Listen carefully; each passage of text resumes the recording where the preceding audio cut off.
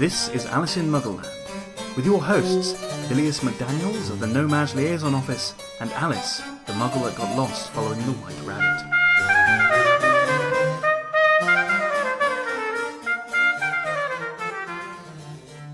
Hello, witches and wizards, squibs and no-mages. Well, actually, a no-maj shouldn't be listening to this, just wizards, witches, and squibs. What the hell is a squib? We're gonna get to that, Alice. Welcome to the Alice in Muggleland podcast. I am Bilius McDaniels from the No-Maj Liaison Office, and in a chance to go through and give a cultural exchange, I'm going to get to talk about these historical texts from the UK with an actual live no-maj that accidentally wandered into my office. Under heavy security, we will be talking about the texts known as the Harry Potter series. As you just heard, this is Alice. Hi. Who are you, Alice? I hardly know, sir.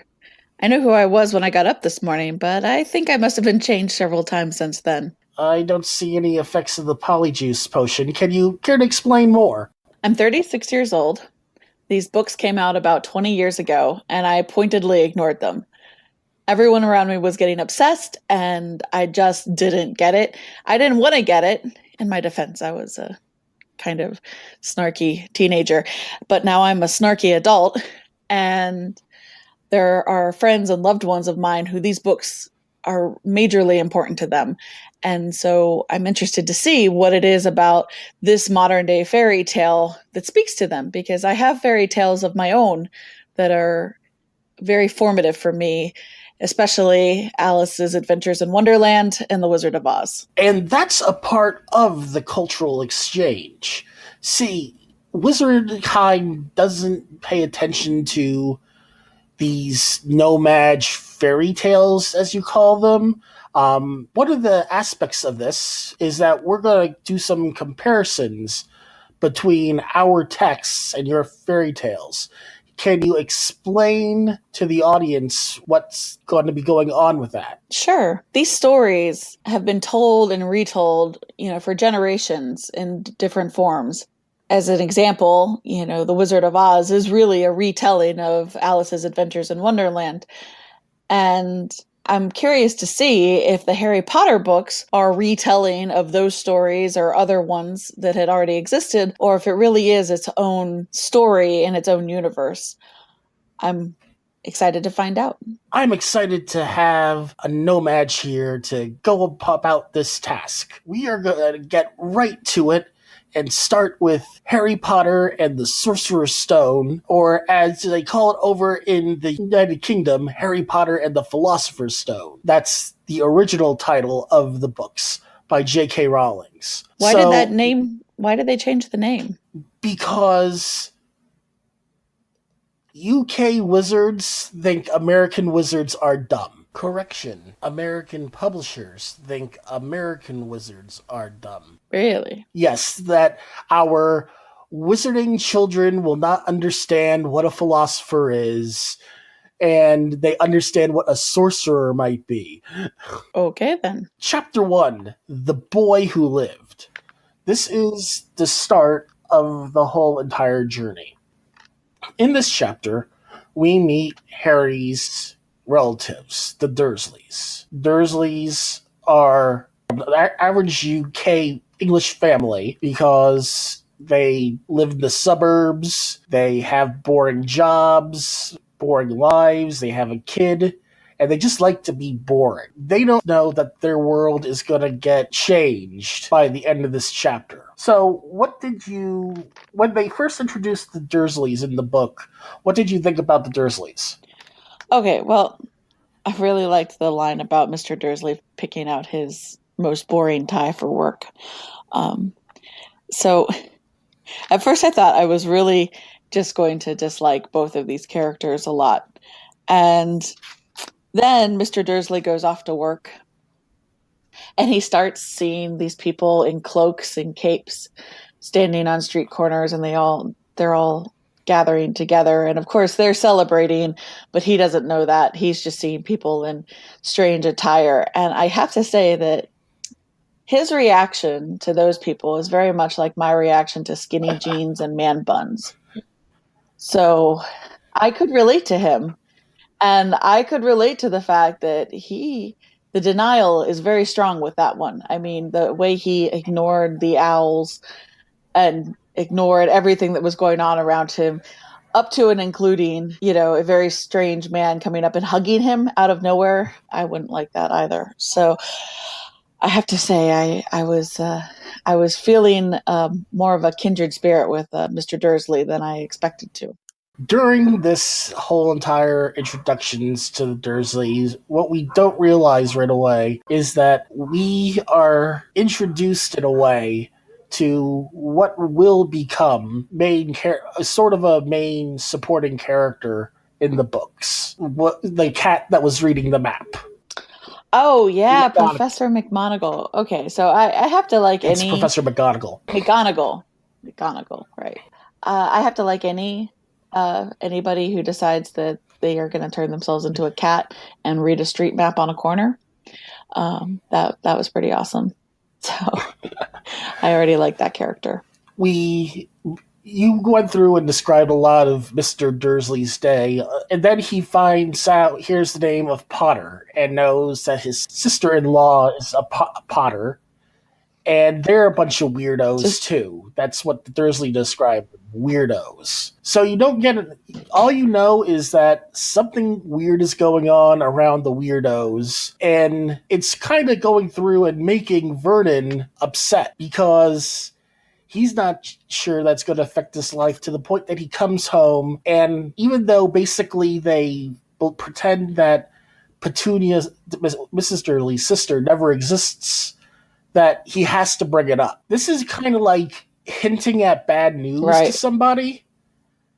And that's usually I kind of felt bad for him, and like the only time I've ever felt bad for him is when you kind of have to like bring up a bad experience to somebody. Right, and his wife was like instantly defensive and like, what about my sister?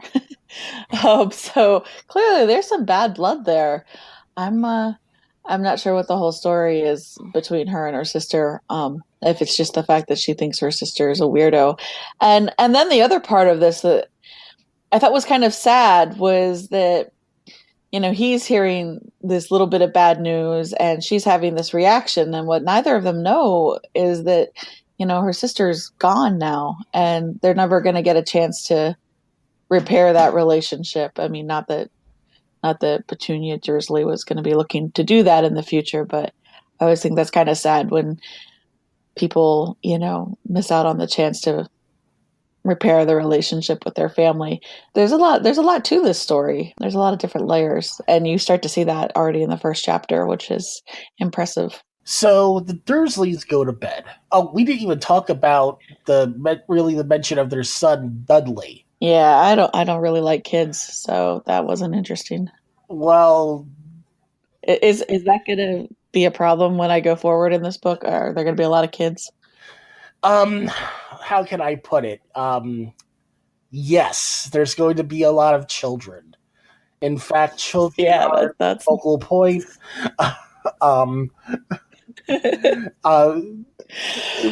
Well, this is the equivalent of from 6th grade onward for the Americans. They just use it year 1 through 7 for the Wizarding World. Basically, we're basically starting middle school for.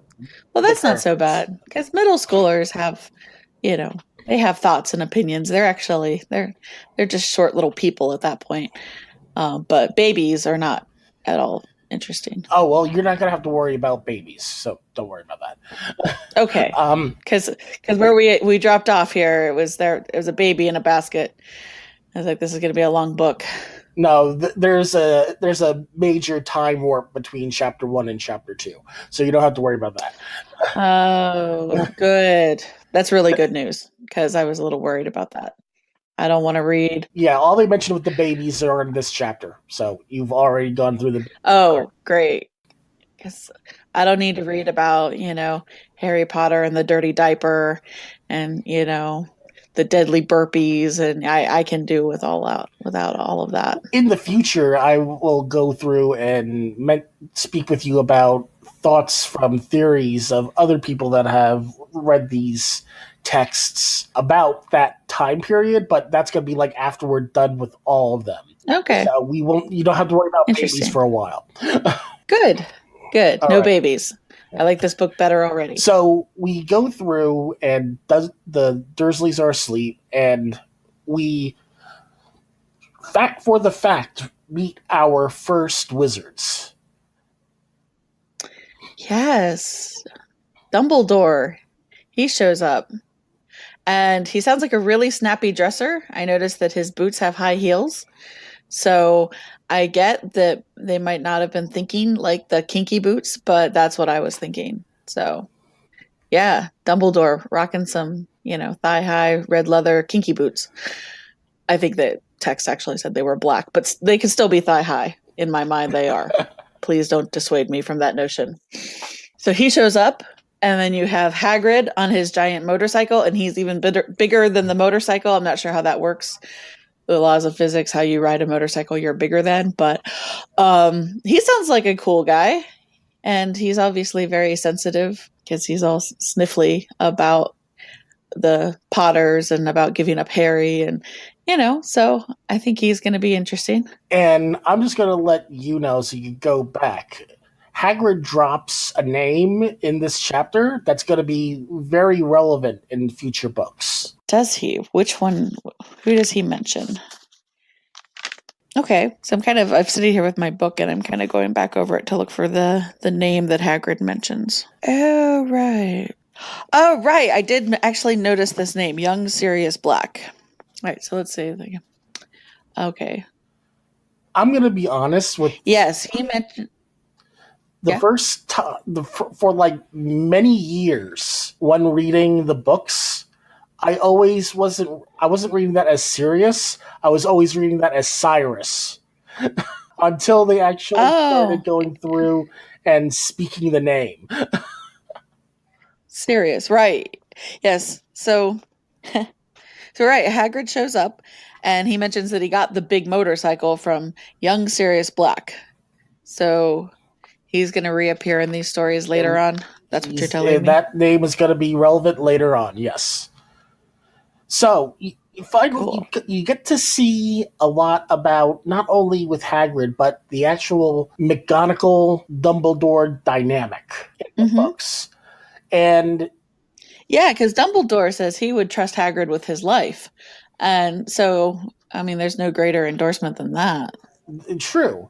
And what I think is really good about the combination with McGonagall and Albus is that McGonagall comes off as the responsible, logical one in comparison to Dumbledore, who she at the same time admires and respects. Oh, yeah, because she makes that comment about how he could have been as powerful, or could be as powerful as he who will not be named, or what does they call them? They call them... Let me try that again. She makes that comment about how Dumbledore could have been as powerful as Voldemort, but he said that, or she says that he was too noble to go to the dark side, or something to that effect. So she obviously has a lot of respect for him. I like the comment about how he knew it was her because he's never seen a cat sit that stiffly before. So she's kind of you've got a really great portrait of this character who, shows up as a cat and spends all day watching this house. And it turns out she doesn't even really know why she's watching that house, because she doesn't realize that, Dumbledore's plan is to leave Harry there. I mean, that comes as a surprise to her. In fact, she says, don't do that. These people are just as opposite from us as they could be. Muggles, right? What you gonna do? And what I love about her in this case is, if you're reading it closely, you could kind of tell that she wasn't there because she was ordered to be there. She did this on her own. Right. Yeah, he doesn't. I mean, he's not surprised to see her, but he certainly wasn't like, oh, good, you're here.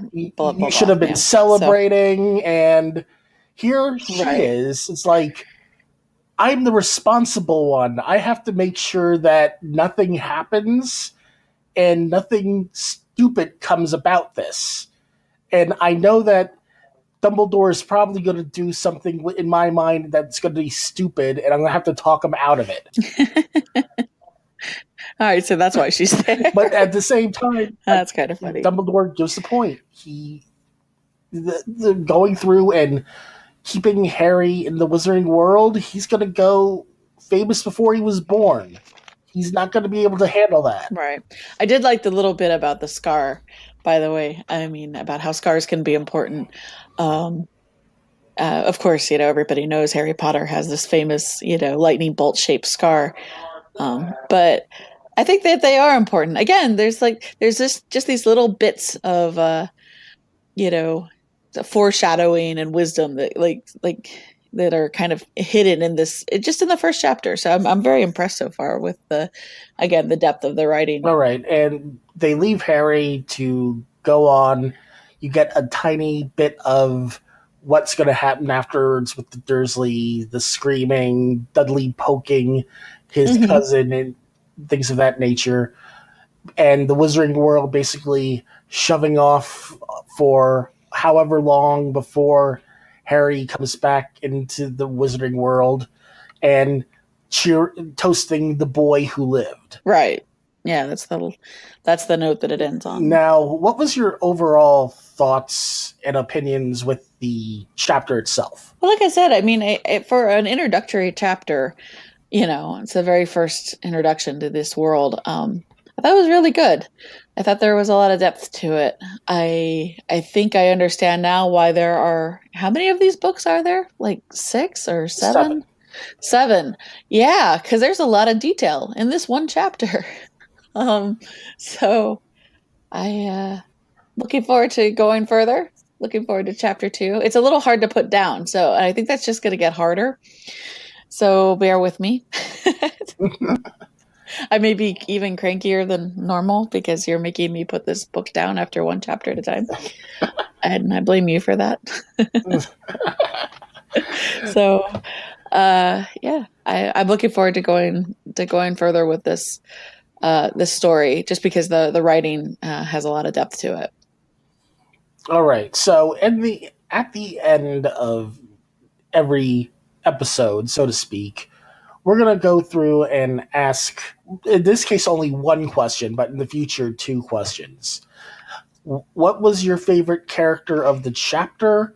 And what is your favorite character so far of the series? Well, I have a feeling that this is going to be an unpopular choice. It's just a feeling, but I got to go with Mr. Dursley. I mean, this guy, again, he's cranky and he's very good at putting his blinders on and just barreling through the world. And right now that's pretty amusing and funny. I can relate to him.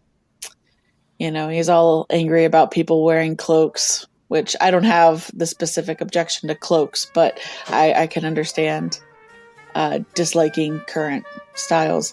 So yeah, we're going to go with Mr. Dursley. You're going to love Vernon Dursley if you feel that way. There we have it, folks. Next week, we will be going over Chapter 2, The Vanishing Glass, where we basically go through and have the time warp into the future so Alice could avoid babies. Yay! No more babies. Till next week, folks.